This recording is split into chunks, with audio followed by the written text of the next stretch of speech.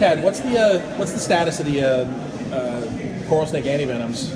There's a new one that's coming out. I can't tell you the release date, but there's a new one coming out. It's still, the stuff that we shipped the other day had a expiration date that he's got the, and that's another thing, guys, if we were to get a coral snake bite around here, right now all the antivenom is going to be expired because there's not that many bites.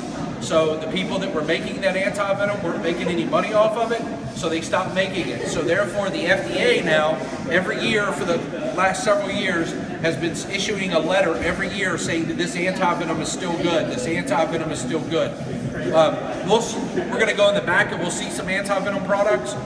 Most of your antivenom is freeze-dried, so chances of it going bad are really pretty slim to none in my opinion. Dr. Seashell he's very good friends with the people at the Thai Red Cross who make a lot of the Asian antivenom, and I've personally been there as well. And they've used King Cobra antivenom that was 50 years old on somebody and it worked like it was new.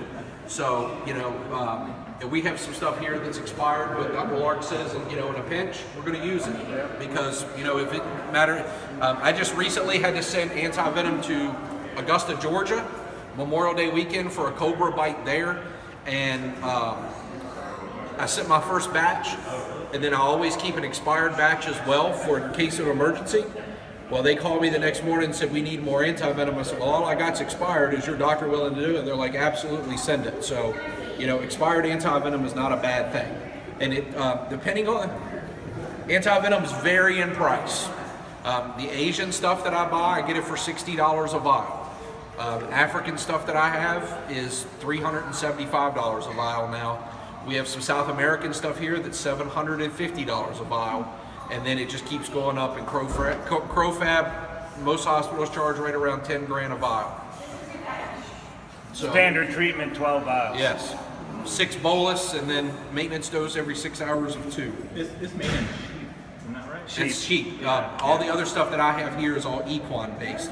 All the foreign stuff is equine. And another thing that, if you deal with antivenom, if you deal with the foreign antivenoms, it comes in the language that it's manufactured in. So you need somebody that knows about that antivenom to help you get it, you know, made up into a bag and everything else so that you can infuse it in. Another thing that they've stopped doing, it depends on the doctor as well. Some doctors give, I saw this both times when I was in Miami. Some doctors give steroids and, you know, Benadryl and all that stuff for anaphylaxis prophylactically. Some don't. But they used to do a skin titer test, like a TB test, to see if you would get a reaction to the antivenom.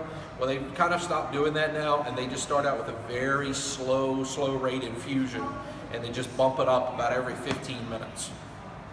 Yeah.